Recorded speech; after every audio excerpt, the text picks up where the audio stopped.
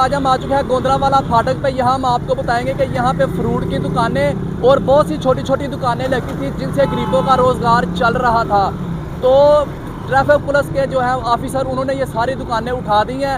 उनका कहना यह है कि उन पर रिश्वत लेने का इल्ज़ाम लगा था, जिसका जो बोझ उन्होंने तमाम आवाम गरीब पे डाल दिया। तो आइए, यहाँ एक भाई खड़े हुए हैं, ये भी यहाँ पे दुकान लगाते थे, इनसे पूछते हैं कि क्या मामला, क्या मसला हुआ है। आइए जी।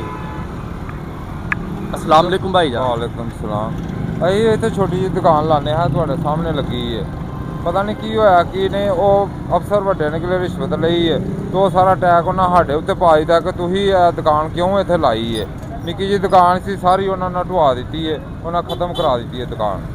ਤੇ ਇਹ ਤੁਹਾਡੇ ਗੱਲ ਕਰਨ ਦਾ ਮਕਸਦ ਇਹ ਹੈ ਕਿ ਉਹਨਾਂ ਰਿਸ਼ਵਤ ਕਿਧਰੋਂ ਹੋਰ ਜੋ ਲਈ ਹੈ ਜਾਂ ਜੋ ਵੀ ਮਾਮਲਾ ਜੋ ਹੋਇਆ ਵੀ ਹੋਇਆ ਮਾਮਲਾ ਉਹਨਾਂ ਦੀ ਆਪਣਾ ਕੋਈ ਹਿਸਾਬ ਕਿਤਾਬ ਹੈ, ਪਰ ਇੱਥੇ ਦੁਕਾਨਾਂ ਸਨ ਇਹ ਉਹਨਾਂ ਢਵਾ ਦਿੱਤੀਆਂ ਨੇ। ਕਿੰਨੀਆਂ ਦੁਕਾਨਾਂ ਇੱਥੇ ਲੱਗਦੀਆਂ ਹਨ? ਇਹ ਦੋ ਸਨ, ਇੱਕ ਇਹ ਸੀ, ਇੱਕ ਉਹ ਪਰਾਂ ਸੀ, ਪੁੱਤਰਾ ਚਾਰ ਉਹ ਪਰਲੀ ਸਾਈਡ ਤੇ ਸਨ। ਤੇ ਸਾਰੀ ਉਹਨਾਂ ਠਵਾਈਤੀਆਂ ਨੇ। ਤੇ ਹੁਣ ਕੀ ਕਹਿਣ ਕੀ ਰਹੇ ਨੇ ਉਹ? ਕੁਛ ਵੀ ਨਹੀਂ, ਉਹ ਲਾਣ ਹੀ ਨਹੀਂ ਦੇਣ ਦੇ। ਰੋਜ਼ ਉਹਨਾਂ ਦਾ ਕੋਈ ਨਾ ਕੋਈ ਮੁਲਾਜ਼ਮ ਆ ਜਾਂਦਾ, ਇੱਥੇ ਤੁਸੀਂ ਦੁਕਾਨ ਨਹੀਂ ਲਾਣੀ ਹੈ, ਉਹ ਫਿਰ ਕੋਈ ਵੀ ਨਹੀਂ ਲਾਉਂਦਾ। ਕਹਿੰਦੇ ਫਰੂਟ ਸਾਰਾ ਉਹਨਾਂ ਦਾ ਬੜਾ ਜਿਹਾ ਸਾਰਾ ਖਰਾਬ ਹੋਇਆ ਪਿਆ, ਕੋਈ ਦੁਕਾਨ ਨਹੀਂ ਲਾਣ ਦੇ, ਸਾਰਾ ਉਹਨਾਂ ਦਾ ਫਰੂਟ ਇੱਥੇ ਹੀ ਗਲਦਾ ਪਿਆ। ਸਾਰਾ ਫਰੂਟ ਵੀ ਖਰਾਬ ਪਿਆ ਹੁੰਦਾ ਹੈ। ਤੇ ਇਹਦਾ ਮਤਲਬ ਇਹ ਵੇ ਕਿ ਗਲਤੀ ਕਿਸੇ ਦੀ ਹੀ ਤੇ ਉਹ ਪੈ ਤੁਹਾਡੇ ਤੇ गई है। हाँ जी, सही हो गया। हाँ। तो जी नाज़रीन, ये आपने सुन ली हैं सारी बातें भाई की। ये कह रहे हैं कि गलती किसी ने की और बोझ हम पे डाल दिया गया। आपकी इसके बारे में क्या राय है, कमेंट में ज़रूर बताइएगा। मैं हूँ अली हुसनैन और आप देख रहे हैं नुक्ता न्यूज़, हर खबर का असल नुक्ता। अल्लाह हाफिज़।